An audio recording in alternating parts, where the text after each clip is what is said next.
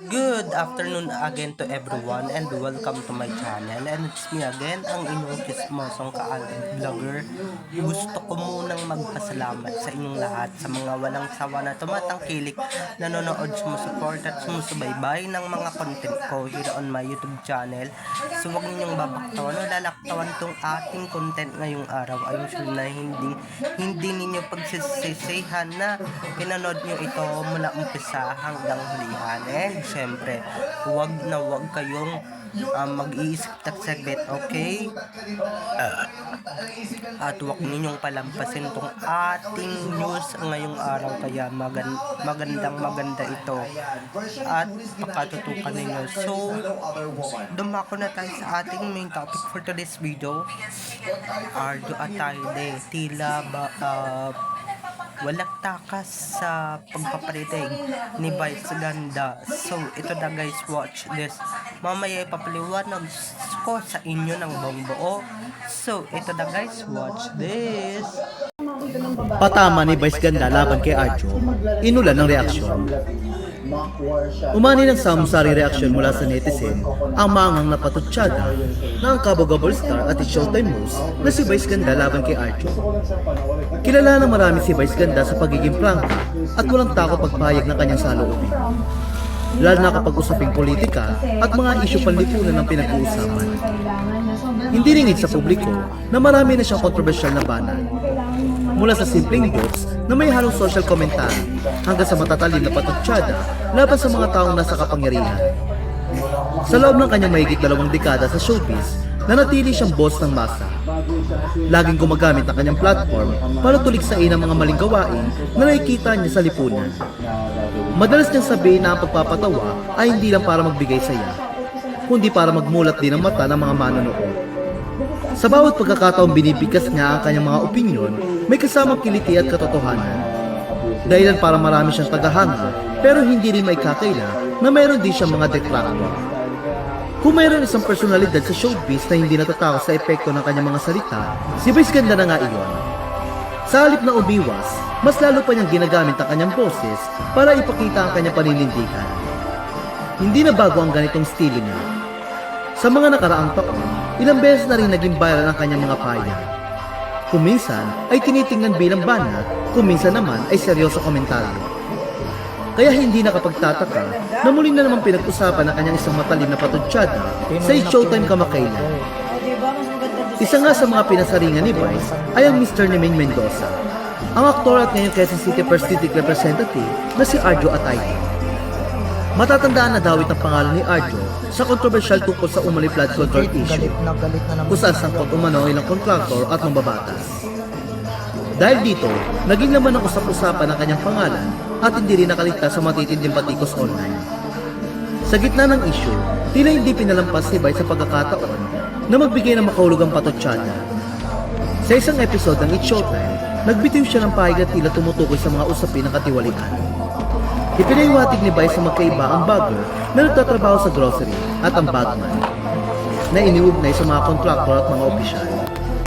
Aniya, sino dito may bagger, may bagman? Hindi professional yun. Yung bagger, professional yun. Yung bagger may ahensya. Yung bagman, kontraktor ang pinanggagalingan kasi. Bagamat walang pangalan na binanggit si Vice, hindi may kakailangan si Arjo ang kanyang pinapatamaan. Dahil kung matatandaan, gumanap bilang bagman si Arjo sa pelikulang Bagman. At ngayon, isa siya sa mga dinadawit na nagbulsa ng milyong-milyong piso mula sa flood control projects ng DPWH. Umani nga ng reaksyon mula sa netizen, ang patama ni Vice sa anila ay swak na swak umano para kay Arjo.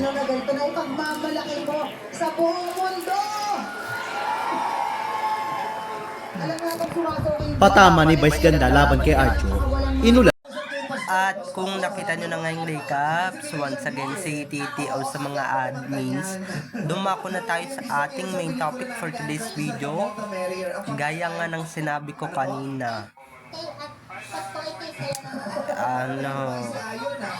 hindi mo kaya si Meme Vice Arjo pag yan yung nagsalita pag yan nagsalita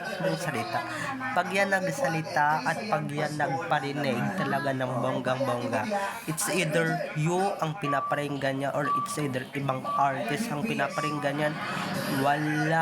kang pakialam o wala kang takas.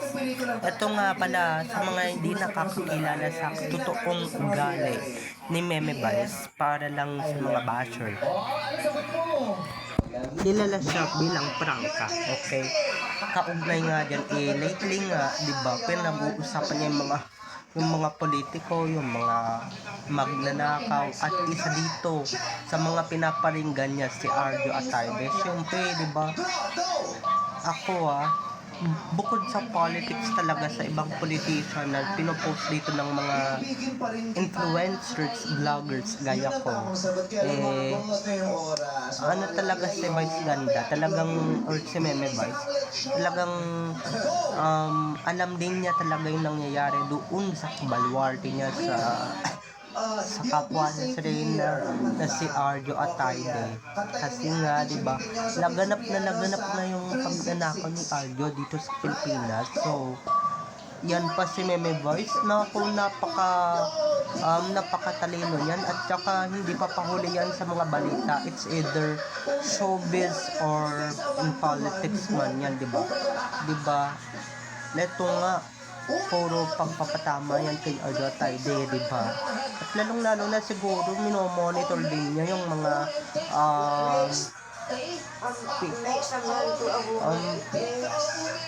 it takes in a man in a woman. Yun, basta alam niyo na yung mga kaibigan. Pero tuloy na tayo. Gaya nga ng sinabi ko, di ba? Pag yan talaga yung magsalita, yung ibang hindi kilalang politiko, di ba? Na for that example yung mga kasabuat nga ni Arjo Atayde sa pagnanakaw, talagang mga wala talagang takas sa mga patutsada ni Meme Vice, di ba? Gaya nga na ito ni Arjo Atayde. Kaya asa ka nakakampi mo yan, di porket ka kapwa bading yan, oo, nandun na tayo. Pero mas matalino talaga si Meme Vice sa kanya, okay? Dahil si Meme Vice talaga is yung may kaya talaga tahasan talaga. Tignan nyo nga, di ba, kahit na may search na binabanggit pa rin niya yung Aldab, di ba?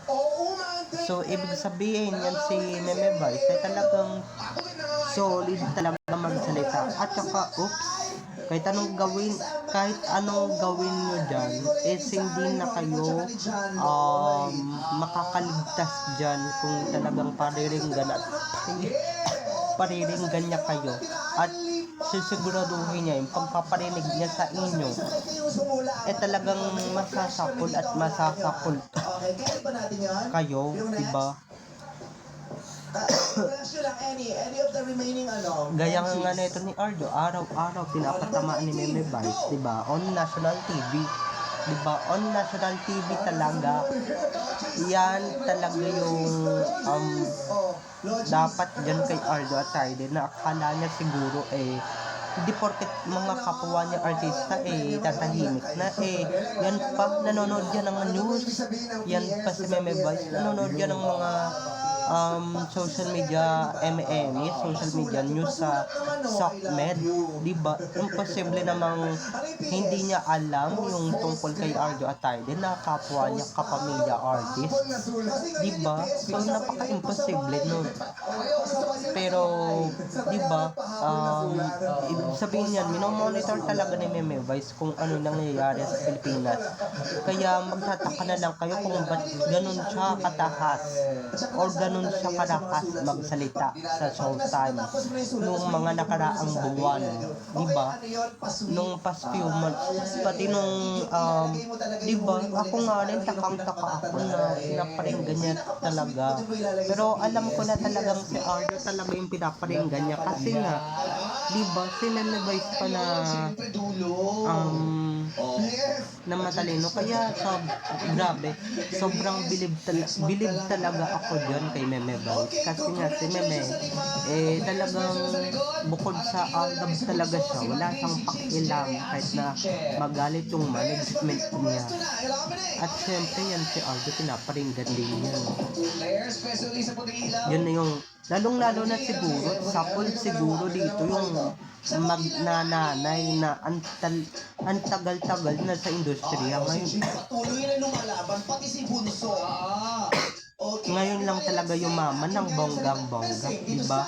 Ngayon lang yumaman ng todo-todo. Ang tagal na nila sa industriya. So, diba, yung mga rep na pinagmamayabang nila sa social media or whatsoever, lahat ng yan pinaparinig talaga nila pinaparinggan talaga ni Meme Bay si Arjo Atayde, okay? Pati si Sylvia Sanchez, lalong-lalo na yung may private resort at saka iba't ibang bahay sa buong kapuluan ng mundo. Ay, naku po, talagang yun na yun mga ka-EDN, di ba? Hindi naman magsasalita si Meme Boys ng ganun kung, di ba? Kasi isipin niya, mga kapwa niya artista yung mga yun kahit na may ginawa silang masama. Pero hindi di ba? Pero hindi talaga hindi talaga sila wala talaga pakialam yan si Meme Boys kahit anong pang sabihin at kahit anong pang gawin nila, di ba? At syempre, di ba, may mga ganun talagang bagay na kahit ilang beses ka pang pumalag, ilang beses ka pa talagang anong tawag dito? Umilag, is hindi ka talaga makakailag or hindi mo talaga maiilagan yung pangbabato at pangbabatikos ni Meme Boys kahit na magsinungaling pa kayo in public, diba? Kahit na magsinungaling pa kayo, kahit na diba? So, hanggang doon na lang tayo mga ka-EDN. Pero, ayoko na masyadong elaborate kasi nga, masyado lang tayong maiinis dito sa video na ito, okay? So, bye-bye na mga ka-EDN. I love you all. Have a nice day.